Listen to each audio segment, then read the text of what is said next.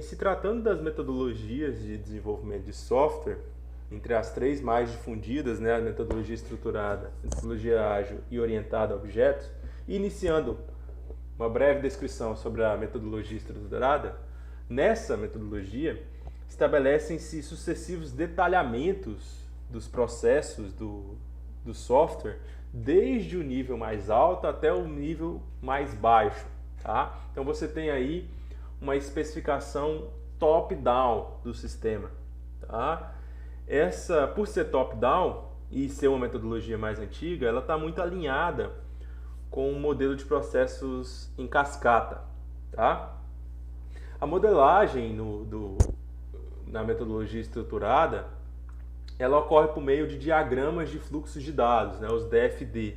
Esses diagramas eles descrevem o fluxo comportamental dos dados no sistema, ou também através de diagramas de entidade e relacionamento, né, os DER, que normalmente eles normalizam os dados de contexto do sistema, né, os dados do cenário, os elementos que compõem o contexto ao qual o software está aplicado.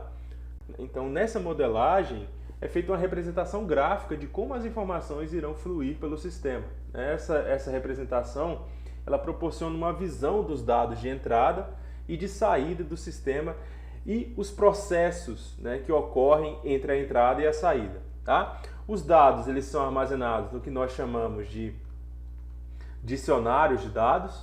Então, como é uma visão top-down, os dados eles seguem aí um caminho, né? Vocês vão observar no diagrama que eu vou mostrar posteriormente que os dados eles seguem um caminho, né? E durante esse caminho, né, durante o comportamento do sistema, desde a entrada até a saída do dado, eu tenho o processamento. Então eu tenho aquela tríade conhecida, né, que é entrada, processamento e saída. Então, a metodologia estruturada ela é baseada nesse conceito, né, de top-down, entrada, processamento e saída. Tá? Como exemplo, a gente pode citar um sistema de vendas, tá? Onde o valor do dado que representa a quantidade de um produto no estoque, tá? Ele é transformado a cada venda que é efetivada. Então, quando o processo de venda ele é executado, né? Enquanto o cliente ele tá comprando o produto, eu preciso transformar, preciso consultar e transformar um dado lá no banco de dados que a gente chama, que é a quantidade do produto em estoque. Afinal, para efetivar uma venda, eu preciso saber quanto daquele produto eu tenho em estoque, né? E após efetivar essa venda, eu preciso transformar aquele dado para próxima venda saber que aquela quantidade em estoque já não é mais a mesma. Muito bem. Quando a gente fala de diagrama de fluxo de dados, eu disse a vocês que representa o comportamento, né, uma representação comportamental do sistema. Então a gente tem aqui um diagrama de um processo de matrícula, tá? Para exemplificar. Onde o aluno ele envia os documentos de matrícula pelo sistema, né? A secretaria ela vai consultar as vagas, né? Então ela vai fazer aquele processo de consulta ao meu dicionário de dados se há vagas disponíveis para aquela matrícula ser efetivada. E aí, com as vagas disponíveis, ele realiza a matrícula e após a matrícula ser realizada, eu tenho uma confirmação para o aluno. Veja que aqui é muito claro o aspecto comportamental do sistema, né? E o fluxo de dados. Então eu tenho um fluxo ocorrendo aqui, né, em que os dados vão e voltam como confirmação para o aluno. Tá? Um outro exemplo é a venda de produtos em um sistema de pet shop, né, onde o cliente ele envia o pedido de compra pela interface do sistema, né, o sistema, a interface inicial, a interface principal, ela faz uma solicitação ao módulo de vendas do sistema, né? É feita uma consulta ao banco de dados, né? Tanto para verificação do estoque, né, daquele produto, né? Quanto também para efetivação da venda. Tá? Então, uma vez que há estoque daquele produto, né, é feita a efetivação da compra e essa efetivação é armazenada no banco de dados, né? E aí é feita, a partir da venda, do módulo de vendas, é feita uma confirmação da venda para a interface principal, e a partir da interface principal eu tenho a confirmação da compra para o cliente, né? O pedido do cliente é confirmado, né? Para que ele possa saber que aquela transação ocorreu de forma correta, tá bom? Então aqui na metodologia estruturada, pessoal, a preocupação é com o fluxo de dados, tá? Com o comportamento do sistema. E veja que aqui eu também posso representar naquela forma que eu mostrei para vocês do diagrama de entidade e relacionamento. Então uma entidade aqui, por exemplo, é o cliente é uma entidade, né? O banco também é uma entidade, tá? E o módulo de vendas também pode ser encarado como uma entidade. Então eu tenho aí, ó, o relacionamento entre o cliente, o módulo de vendas e o banco, né? Então essa estrutura, o comportamento do sistema nessa estrutura e também o contexto, né, desse cenário, onde eu tenho aí os componentes, as entidades, é representada de forma estruturada nessa metodologia, tá? Então eu tenho uma representação como essa do fluxo de dados, tanto dos aspectos mais genéricos do software, mais de alto nível, quanto de cada uma das funcionalidades do software. Então geralmente eu tenho uma diagramação dessa para cada um dos processos, sejam eles de alto nível, sejam eles de baixo nível, tá? Ou seja, sejam eles mais amplos ou mais específicos das funcionalidades do software. Como eu disse, a metodologia estruturada ela já é um processo um pouco defasado, né? Porque ela está muito relacionada com essa estrutura top-down e a gente tem outras metodologias para abordar. Quando nós falamos de metodologias ágeis, pessoal, nós partimos exatamente desse princípio, tá? Então, quando as metodologias que nós chamamos de ágeis, elas surgiram, elas foram originadas da visão de que o modelo em cascata ele era muito burocrático, tá? Ele era muito lento e ele é muito contraditório à forma usual com que os engenheiros de software sempre realizaram o trabalho. Então, a partir da metade ali dos anos 90, começou-se a se pensar a uma alternativa a esse modelo mais rígido, né? Então, as metodologias ágeis elas vêm como reação contra os métodos mais rígidos e microgerenciados, né? Que são derivados ali do modelo cascata. Vamos dizer que é uma metodologia mais liberal de desenvolvimento. Então, quando a gente pensa no modelo cascata, a gente pensa naquele processo top-down, né? Como eu disse anteriormente.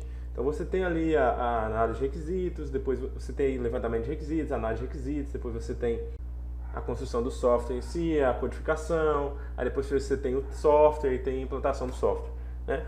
Aqui, nos métodos de desenvolvimento ágil, tudo isso é feito, só que isso é feito de forma diferente, tá? A gente tem mais aquela abordagem de incremental, né? A abordagem cíclica, onde cada uma dessas etapas elas têm ciclos menores, tá? Ou seja, com o modelo cascata, você tinha um problema ali de que você passava meses ali fazendo levantamento de requisitos, fazia análise de requisitos, depois de muito tempo, começava a codificar.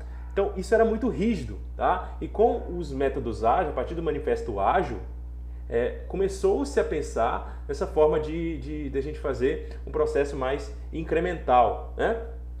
Então, em 2000, um grupo de engenheiros de software se reuniu, né? Em uma estação de esqui, e produziram o que nós chamamos de manifesto ágil, tá? E eles disseram o seguinte, a partir dessa imagem que está aí à sua direita, nós estamos descobrindo maneiras melhores de desenvolver software fazendo nós mesmos, né? E ajudando outros a fazê-lo.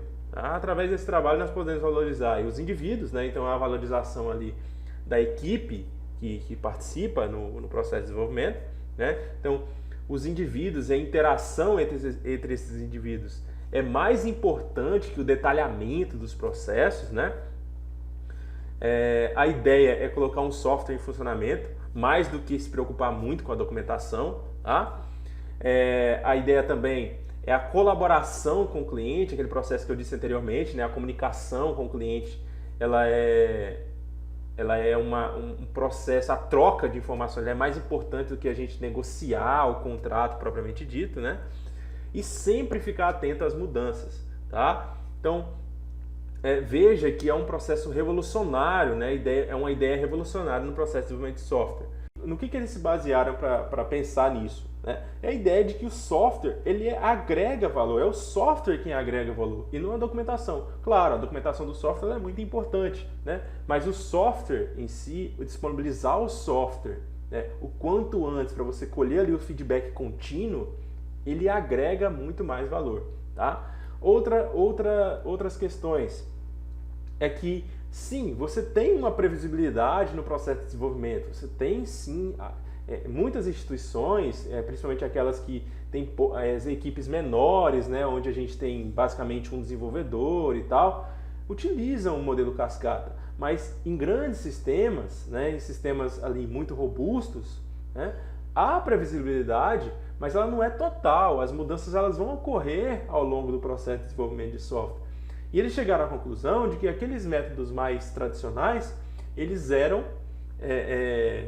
muitas vezes não absorviam essas mudanças, tá? Então, através desse feedback contínuo, há a possibilidade de adaptação do processo de desenvolvimento, tá? Então, aí nós temos aí uma abordagem mais iterativa, incremental. Então, se vocês lembrarem lá dos modelos de processos que eu apresentei para vocês, as metodologias ágeis, elas estão relacionadas com aqueles processos iterativos e incrementais.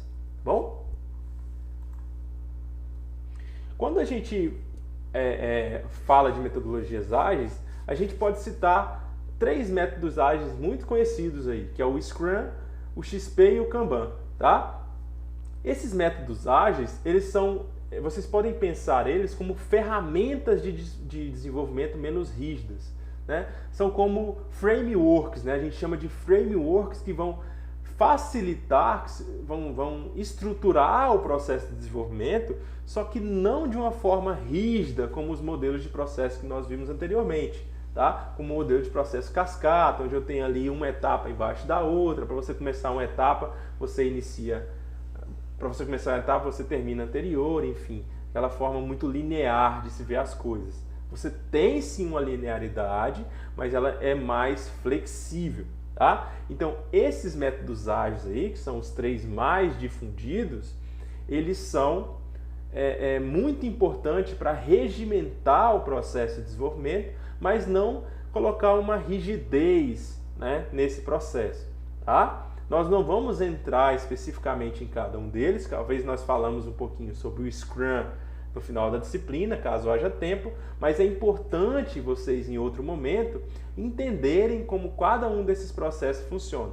Tá? Por hora, é você entender que são formas de se desenvolver software, são modelos para o desenvolvimento de software, preocupados com pessoas, preocupados com a interação entre essas pessoas e com a entrega do produto propriamente dita. Então, esses métodos ágeis, eles incorporam alguns princípios, né, que são esses que estão aí à esquerda. Tá? São 12 princípios que estão listados aí. O primeiro é sempre satisfazer o cliente, né? Essa é a ideia principal, porque você precisa entregar algo para o cliente que satisfaça o negócio dele, né? Sempre estar receptível às mudanças, tá? Entregar com frequência, porque é aquela questão do feedback contínuo, o feedback vai melhorar, vai adaptar o software né, ao próprio uso do software, tá? Trabalhar como um time, né? Então aí de novo a comunicação e a interação entre as pessoas, né? Sempre manter as pessoas motivadas. Comunicação cara a cara, ela é preferível, né? Porque você tem ali um feeling maior, né? Você consegue captar melhor as ideias do cliente, interagir melhor a equipe, né? Por exemplo, no Scrum a gente tem aí algumas reuniões periódicas, tem reuniões diárias, né? As sprints, enfim. A comunicação ela é importante, né? Formas de medir o software que está em funcionamento, né? Manter o ritmo sustentável, aí entra a questão da motivação de pessoas, de você controlar o ambiente de trabalho, né? A importância ali do gerente de projeto, tá? Avaliação contínua da qualidade do software é importante, né? Esse software tem que estar sendo entregue com frequência, né? Manter sempre a simplicidade, a intenção é você entregar um software funcional, não é um software complexo, né? Manter a evolução no design, né? Sempre você atender de forma satisfatória o cliente e sempre refletir regularmente sobre o processo. O processo ele não pode ser rígido, você precisa sempre refletir no processo, tá? Então, as metodologias ágeis, se a gente puder resumir, elas são mais adaptativas do que aquelas metodologias mais tradicionais. A terceira metodologia é a metodologia orientada a objeto, que é a metodologia a qual nós vamos detalhar nas próximas aulas, né, no decorrer da disciplina. Essa metodologia, ela trata o processo de desenvolvimento de software a partir de uma representação de objetos do mundo real. Tá? O desenvolvimento orientado a objeto, ele encara cada processo como uma coleção de objetos, né? Os termos encapsulamento, herança e classe, por exemplo, eles são básicos dentro desse contexto. Tá? Então, a metodologia OO, ela possui um conjunto próprio de diagramas, né? Geralmente os diagramas que pertencem à linguagem unificada de modelagem, a linguagem de modelagem unificada, ou ML. E esses diagramas, eles facilitam o entendimento por parte do programador das necessidades do usuário e também são utilizados como forma de comunicação com o cliente. Tá? Então, a modelagem orientada a objeto, que faz parte da metodologia orientada a objeto, ela representa o problema do software baseado em objetos do mundo real. Tá? Segundo Rambaud, né, que é um dos criadores da linguagem unificada de modelagem, o processo geral para o projeto orientado a objeto compreende aí algumas etapas, né, que é compreender e definir o contexto e os modos de uso do sistema, consiste em desenvolver uma compreensão dos relacionamentos entre o software que está sendo projetado e o seu ambiente externo, né? Essa compreensão ela é necessária para auxiliar na decisão de como prover a funcionalidade do sistema necessária e como estruturar o sistema de comunicação com o cliente, né? Com o seu ambiente. Tá? A segunda, projetar a arquitetura do sistema, né? Após a definição das interações entre o sistema e o ambiente, você pode usar essas informações como base para o projeto de arquitetura do sistema, né? E aí entra a importância da identificação dos objetos principais do sistema, né? Então você identificar os objetos, né? As instâncias que interagem com o sistema, que fazem parte do contexto do sistema, é importante para você projetar a arquitetura do próprio sistema. Tá? E uma ferramenta importante para isso é justamente a modelagem, né? A modelagem do projeto. E a modelagem ela acaba sendo a parte central de todas as atividades que levam à implantação de um bom software, né? na modelagem de sistemas orientados a objetos. Tá? Ela serve para comunicar a estrutura, né? E os componentes desejados do sistema, para visualizar e controlar essa arquitetura do sistema e para compreender melhor o sistema que nós estamos elaborando. Tá? Então, uma modelagem, uma forma de modelagem, uma linguagem, uma ferramenta.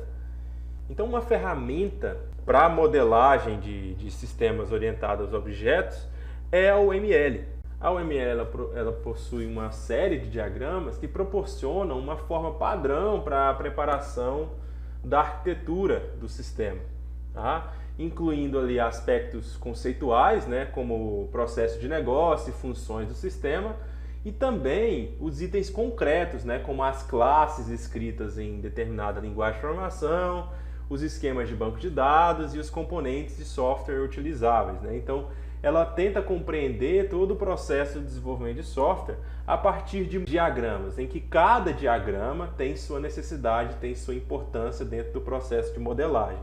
Tá? E por fim, especificar a interface de objetos. E aí entra o processo de prototipação do software propriamente dito. Tá? Mas essa é só uma introdução sobre a metodologia orientada a objeto. Tá? Nós vamos aprofundar a metodologia orientada a objeto por meio da linguagem de modelagem unificada nas próximas aulas. Então eu vou disponibilizar um material escrito para que vocês possam fazer uma leitura prévia e nós vamos inverter, fazer um processo de sala de aula invertida, né?